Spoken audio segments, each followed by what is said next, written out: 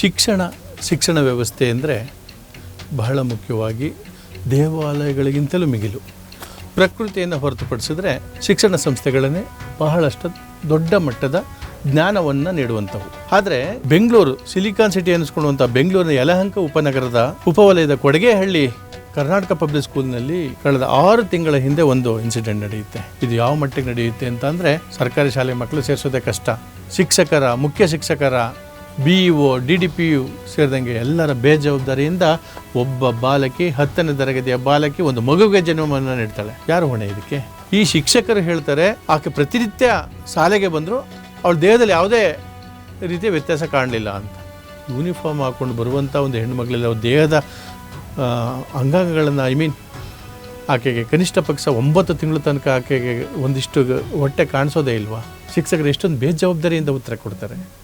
6 ತಿಂಗಳಾದರೂ ಏನಾಯಿತು? 6 ತಿಂಗಳಾದರೂ ಇದುವರೆಗೂ ಯಾವುದೇ ರೀತಿಯಾದಂತಹ ಕ್ರಮ ಜರುಗಿಸೇ ಇಲ್ಲ. DDPU ಅಂತೆ ಹೋಗೇ ಇಲ್ವಂತೆ, BEO ಹೋಗಿ ಬಂದಿದ್ದಾರೆ, ಕ್ರಮ ತಗೊಳ್ಳೋಕೆ ಅಧಿಕಾರ ಇಲ್ಲ ಅಂತೆ. ಅದ್ರ ಜೊತೆಗೆ ಮುಖ್ಯ ಶಿಕ್ಷಕಿಯೊಬ್ಬರು ಅನುಮತಿ ಇಲ್ಲದೇ ಇದ್ದರೂ ರಜಾ ತಗೊಂಡು ವೇತನೂ ಪಡ್ಕೊಂಡಿದ್ದಾರೆ. ಈ ಕೊಡಗೇಹಳ್ಳಿ ಕರ್ನಾಟಕ ಪಬ್ಲಿಕ್ ಶಾಲೆಯಲ್ಲಿ ಇಷ್ಟೆಲ್ಲ ಅವಾಂತರಗಳು ನಡೆದ್ರು ಯಾರೂ ಗಮನನ ಹರಿಸಿಲ್ಲ. ಜೊತೆಗೆ ಇದು ಯಾರ ಕ್ಷೇತ್ರ ಗೊತ್ತಾ? ಉತ್ತಮ ಸಚಿವ ಎನಿಸ್ಕೊಂಡಂತಹ ವಾಕ್ಚಾತುರ್ಯನ ಇರುವಂತಹ ಕೃಷ್ಣ ಬೈರೇಗೌಡರ ವಿಧಾನಸಭಾ ಕ್ಷೇತ್ರ. ಏನು ಸ್ವಾಮಿ ಇದು?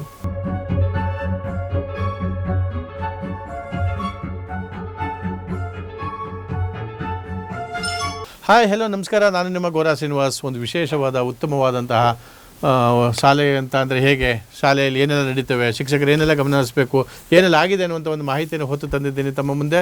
ಬೆಂಗಳೂರಿನ ಅಂದರೆ ಸಿಲಿಕಾನ್ ಸಿಟಿಯ ಯಲಹಂಕ ಉಪವಲಯದ ಕೊಡಗೇಹಳ್ಳಿ KPS ಅಂದರೆ ಕರ್ನಾಟಕ ಪಬ್ಲಿಕ್ ಶಾಲೆಯಲ್ಲಿ ನಡೆದಂತಹ ಒಂದು ದುರ್ಘಟನೆ. ಕಳೆದ 5/1/2026 ಈ ಘಟನೆ ಸಂಭವಿಸಿದೆ. ಸೊ ಒಬ್ಬ ಬಾಲಕಿ 10ನೇ ತರಗತಿ ಓದ್ತಾ ಇರುವಂಥ ಒಬ್ಬ ಬಾಲಕಿ ಗರ್ಭಿಣಿಯಾಗಿರ್ತಾಳೆ. ಸೊ ಡೆಲಿವರಿನೂ ಆಗುತ್ತೆ. ಮೂಲ ಹುಡುಕೊಂಡು ಹೋದಾಗ ಇಲ್ಲಿ ಆಕೆಯ ಅತ್ಯಾಚಾರಕ್ಕೆ ಅಥವಾ ಅದಕ್ಕೆ ಒಪ್ಪಿಗೆಯೋ ಗೊತ್ತಿಲ್ಲ, ಅದು ನಡೆದಂಥದ್ದು ಶಾಲೆಯಲ್ಲ. ಸೊ ಆಕೆಯ ಮನೆಯ ಬಳಿ ನಡೆದಂಥದ್ದು. ಆತನು ಸಹ 19 ವರ್ಷದ ಯುವಕ. ಹಾಗಾಗಿ ಅವನ ಮೇಲೆ ಕೇಸ್ ಆಗುತ್ತೆ, ಅವನ್ನ ಅರೆಸ್ಟ್ ಮಾಡ್ತಾರೆ. ಸೊ ಅದು ಒಂದು ಪ್ರೊಸೆಸಿಂಗ್. ಆದರೆ ಇಲ್ಲಿ ಪ್ರಶ್ನೆ ಏನಪ್ಪ ಅಂತ ಅಂದರೆ, ಶಾಲೆಯಲ್ಲಿ ಬರುವಂತಹ ಮಕ್ಕಳ ಉಡುಪುಗಳಿರ್ಬೋದು ಅಥವಾ ಆಕೆಯ ದೇಹದ ಬೆಳವಣಿಗೆಗಳಿರ್ಬೋದು, ಅದನ್ನು ಗಮನಿಸದೇ ಇರುವಂತಹ ಶಿಕ್ಷಕರ ಮೇಲೆ ಯಾಕೆ ಕ್ರಮ ಕೈಗೊಂಡಿಲ್ಲ? ಕೇವಲ ಶಾಲೆ ಅಷ್ಟೇ ಅಲ್ಲ, ಪ್ರತಿನಿತ್ಯವೂ ಶಾಲೆಗೆ ಅವಳು ಹಾಜರಾಗಿರ್ತಾರೆ. ಅದ್ರ ಜೊತೆಗೆ ಪ್ರವಾಸಕ್ಕೂ ಹೋಗಿರ್ತಾರೆ.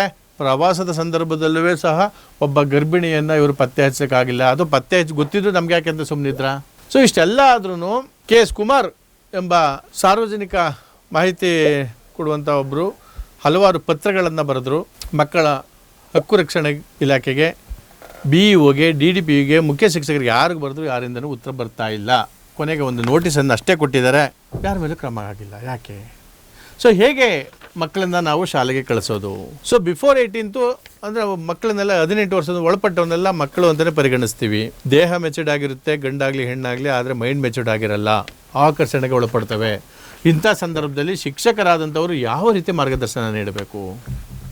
ಯಾಕೆ ಇದು ಇದುವರೆಗೂ ಆಗಲಿಲ್ಲ? ಇದು ಸಚಿವ ಕೃಷ್ಣ ಬೈರೇಗೌಡರ ಗಮನಕ್ಕೆ ಬಂದಿಲ್ವಾ? ಯಾಕೆ ಇನ್ನೂ ಕ್ರಮ ಕೈಗೊಂಡಿಲ್ಲ? ಅವರು ಕುಮಾರ್ ಅನ್ನೋರು ಆಯುಕ್ತರ ಕಚೇರಿ, ಶಾಲಾ ಶಿಕ್ಷಣ ಇಲಾಖೆ, ನೃಪತುಂಗ ರಸ್ತೆ, ಇಲ್ಲಿಗೂ ಸಹ ಪತ್ರವನ್ನು ಕೊಟ್ಟಿದ್ದಾರೆ. ಅಲ್ಲಿಂದಲೂ ಯಾವುದೇ ಕ್ರಮ ಕೈಗೊಂಡಿಲ್ಲ. ಅದಾದ ನಂತರ ಕರ್ನಾಟಕ ರಾಜ್ಯ ಮಕ್ಕಳ ಹಕ್ಕುಗಳ ರಕ್ಷಣಾ ಆಯೋಗ 4ನೇ ಮಹಡಿ ಕೃಷಿ ಭವನ, ರಾಣಿ ಚೆನ್ನಮ್ಮ ವೃತ್ತ, ನೃಪತುಂಗ ರಸ್ತೆ, ಸಂಪಂಗಿರಾಮ್ ನಗರ, ಇಲ್ಲಿಗೂ ಸಹ ಕೊಟ್ಟಿದ್ದಾರೆ ಕುಮಾರ್ KS ರವರು. ಸೊ ಅವರು ಸಹ ಏನು ಕ್ರಮವನ್ನು ಕೈಗೊಂಡಂತೆ ಕಾಣಿಸ್ತಾ ಇಲ್ಲ. ಇನ್ನೂ ಎಷ್ಟು ತಿಂಗಳು ಬೇಕು ಸ್ವಾಮಿ ಅವ್ರ ಮೇಲೆ ಕ್ರಮ ಕೈಗೊಳ್ಳಲಿಕ್ಕೆ? ಅವ್ರ ಜವಾಬ್ದಾರಿ ಅಲ್ವಾ? ಶಿಕ್ಷಕರ ಜವಾಬ್ದಾರಿ ಅಲ್ವಾ ಇದು? 9 ತಿಂಗಳು ಒಂದು ಹೆಣ್ಮಗಳು ದೇಹದ ಬೆಳವಣಿಗೆ ಗೊತ್ತಾಗಲಿಲ್ಲ, ಆಕೆಗೆ ಡೆಲಿವರಿ ಆಗುತ್ತೆ ಅನ್ನೋದಾದರೆ ಹೇಗೆ?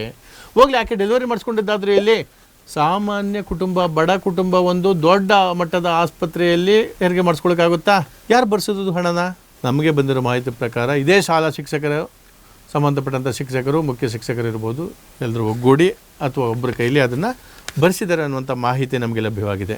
5/1/2026 ಇದು ನಡೆದಂಥ ಸಂದರ್ಭದಲ್ಲಿ ಮಾಹಿತಿ ಬಂದ ತಕ್ಷಣವೇ ಬಹುತೇಕ ಎಲ್ಲ ಪತ್ರಿಕೆಗಳಲ್ಲಿ, ಡಿಜಿಟಲ್ ಮಾಧ್ಯಮಗಳಲ್ಲಿ, ದೃಶ್ಯ ಮಾಧ್ಯಮಗಳಲ್ಲಿ ಪ್ರಕಟ ಆಗುತ್ತೆ. ಇನ್ನೂ ಕ್ರಮ ಕೈಗೊಂಡಿಲ್ಲ. 6 ತಿಂಗಳಾದರೂ ಕ್ರಮ ಕೈಗೊಂಡಿಲ್ಲ. ಹೇಗೆ ನಾವು ಮಕ್ಕಳನ್ನು ಶಾಲೆಗೆ ಸೇರಿಸೋದು. ಇದ್ರ ಪೋಷಕರದ್ದು ಸಹ ಪಾತ್ರ ಇದೆ. ಪೋಷಕರು ಎಚ್ಚೆತ್ಕೋಬೇಕು. ಪೋಷಕರಿಗೂ ಸಹ ಗೊತ್ತಾಗ್ಲಿಲ್ವಾ ಇದು 9 ತಿಂಗಳ ತನಕ ನನ್ನ ಮಗಳು ಹೇಗಿದ್ದಾಳೆ ಅಂತೇಳಿ? ಸೊ ಅವ್ರಿಗೆ ಗೊತ್ತಿದ್ದು ಅವರು ಸುಮ್ಮನಿದ್ರ. ಶಾಲಾ ಶಿಕ್ಷಕರು ಯಾಕೆ ಇನ್ನೂ ಕ್ರಮ ಕೈಗೊಂಡು? ಶಾಲಾ ಶಿಕ್ಷಕರ ಮೇಲೆ, PE ಶಿಕ್ಷಕರ ಮೇಲೆ, ಗೆಸ್ಟ್ ಲೆಕ್ಚರ್ಸ್ ಏನಿದ್ರು ಟೀಚರ್ಸ್ ಅವ್ರ ಮೇಲೆ ಎಲ್ಲರೂ ಜವಾಬ್ದಾರಿ ಇದರಲ್ಲಿ, ಎಲ್ಲರೂ ಜವಾಬ್ದಾರಿ ಇರುವಂಥದ್ದು, ಎಲ್ಲರೂ ಹೊಣೆಗಾರರೇ.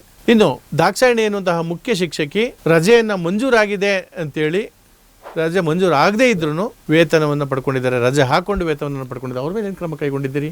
ಕೇವಲ ಕಾಗದ ಪತ್ರಗಳಿಗೆ ಅಷ್ಟಕ್ಕೆ ಸೀಮಿತ ಆಗ್ತಾ ಇದೆ ಶಿಕ್ಷಣ ಇಲಾಖೆ. ಶಿಕ್ಷಣ ಇಲಾಖೆ ಆಲ್ರೆಡಿ ನಮಗೆ ಗೊತ್ತಿರೋ ಪ್ರಕಾರ ಅಯ್ಯೋ ಏನಿಲ್ಲಪ್ಪ, ಸುಮ್ಮನೆ ಏನು ಪ್ರಯೋಜನ ಇಲ್ಲ ಅನ್ನೋ ಮಟ್ಟಿಗೆ. ಯಾಕೆ ನಾಯಿ ಕೊಡೆಗಳಂತೆ ಪ್ರೈವೇಟ್ ಶಾಲೆಗಳು ಉಟ್ಕೋತಾ ಇದ್ದೀವಿ ಅಂತ ಅಂದರೆ ಇದೇ ದೃಷ್ಟಿಯಿಂದ ಅಲ್ಲಿ ಮುಚ್ಚೋಗ್ತವೆ.